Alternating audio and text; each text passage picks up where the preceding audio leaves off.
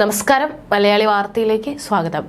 കേരളമെന്ന് കേട്ടാലോ തിളക്കണം ചോര ഞരമ്പുകളിൽ എന്നാണ് നമ്മൾ കണ്ടും കേട്ടും പഠിച്ചു വളർന്നത്. എന്നാൽ കാലം മാറി ഇപ്പോൾ കമ്മിക്കൂട്ടങ്ങൾ പാടി നടക്കുന്നത് എന്താണെന്നറിയോ? ഗവർണർ എന്ന് കേട്ടാലോ തിളക്കണം ചോര ഞരമ്പുകളിൽ എന്നാണ്. പിന്നെ പ്രത്യേകിച്ച് ഇന്ന സംസ്ഥാനത്തിന്റെ ഗവർണർ വേണം എന്നൊന്നില്ല, ഏതേലും ഗവർണർ ആയാൽ മതി. ഗവർണറുടെ വണ്ടിയാണോ അതുവഴി പോകുന്നതെങ്കിൽ ഞാൻ ഉടുമുണ്ടും പൊക്കി ചാടിയിരിക്കും. അതുപോലെ ഇന്നലെ ഒരു സഖാവും ചാടിയിരുന്നു. പക്ഷേ പാവം നമ്മുടെ പോലീസ് ഏമാമാർ അവനെ ആശ്വസിപ്പിച്ച് ചായയും കടിയും വാങ്ങി കൊടുത്തു വിട്ടു. മോനെ ഒരു 1000 രൂപ കൂടെ താ എന്നും പറഞ്ഞുകൊണ്ട്. സഖാവിന് കുറച്ച് വെപ്രാളം കൂടിപ്പോയി. അതുകൊണ്ടാണത്രേ അത്തരത്തിൽ ഗവർണറുടെ നേരെ പാഞ്ഞെടുത്തത്. എന്തൊക്കെ കാണണം. പക്ഷെ നേരെ തിരിച്ചും സംഭവിക്കണമായിരുന്നു. നമ്മുടെ കേരള ഗവർണർ ആരിഫ് മുഹമ്മദ് ഖാൻ ഇപ്പോൾ പോകുന്നത് എങ്ങനെയാണെന്ന് സഖാക്കളെയും സഖാത്തികളെയും ഓർമ്മിപ്പിക്കേണ്ട ആവശ്യമില്ലല്ലോ. ഗവർണറുടെ സുരക്ഷാ ചുമതല CRPF ഏറ്റെടുത്തിട്ടുണ്ട്. ഗവർണറുടെ വാഹനത്തിന് മുന്നിലും പിന്നിലും ഒക്കെ ആയിട്ട് CRPF ഉദ്യോഗസ്ഥരുടെ ഒരു നീണ്ട നിര തന്നെയുണ്ട്. പോലീസിന്റെ പൈലറ്റ് വാഹനവും ലോക്കൽ പോലീസിന്റെ വാഹനവും എല്ലാം വാഹന വ്യൂഹത്തിലുണ്ടാകും.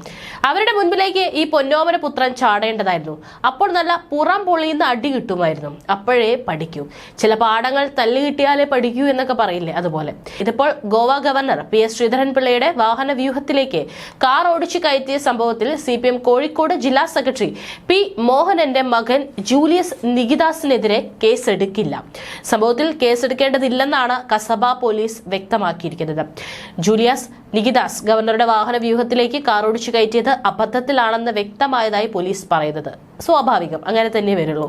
യുവാവിന് അബദ്ധം ബോധ്യപ്പെട്ടതിനാലാണ് പിഴ മാത്രം ചുമത്തി വിട്ടയച്ചതെന്നും പോലീസ് പറഞ്ഞു. അതേസമയം സംഭവത്തിൽ ഇതുവരെ പരാതിയൊന്നും ലഭിച്ചിട്ടില്ലെന്നും പോലീസ് വ്യക്തമാക്കി.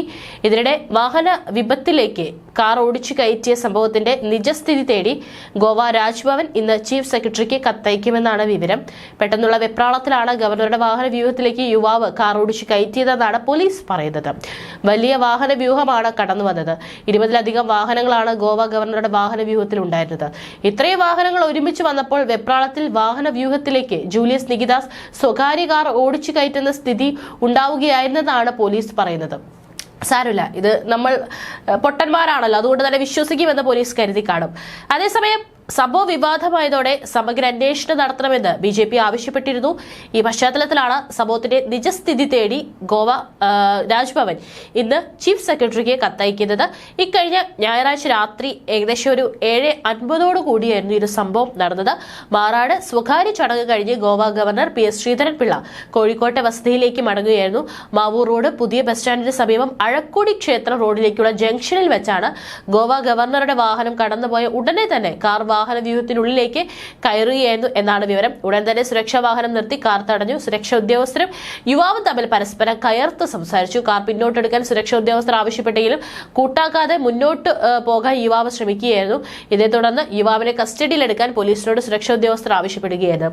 കാർ പിന്നിലേക്ക് മാറ്റിയിട്ട ശേഷമാണ് ഗവർണറുടെ ഉദ്യോഗസ്ഥരും സുരക്ഷാ വിഭാഗവും കടന്നുപോയത്. യുവാവിനെ കസബ സ്റ്റേഷനിൽ എത്തിച്ച് ചോദ്യം ചെയ്തപ്പോഴാണ് CPM ജില്ലാ സെക്രട്ടറിയുടെ മകൻ ജൂലിയസ് നികിദാസ് ആണെന്ന് മനസ്സിലാകുന്നത്. തുടർന്ന് ട്രാഫിക് നിയമം ലംഘിച്ചതിന് 1000 രൂപ പിഴ ഈടാക്കി യുവാവിനെ വിട്ടയക്കുകയായിരുന്നു. CPM സെക്രട്ടറിയുടെ മകനായതുകൊണ്ടാണ് പോലീസ് യുവാവിനെ കേസെടുക്കാതെ വിട്ടയച്ചത് എന്ന ആരോപണമാണ് BJP പ്രധാനമായും ഉയർത്തുന്നത്.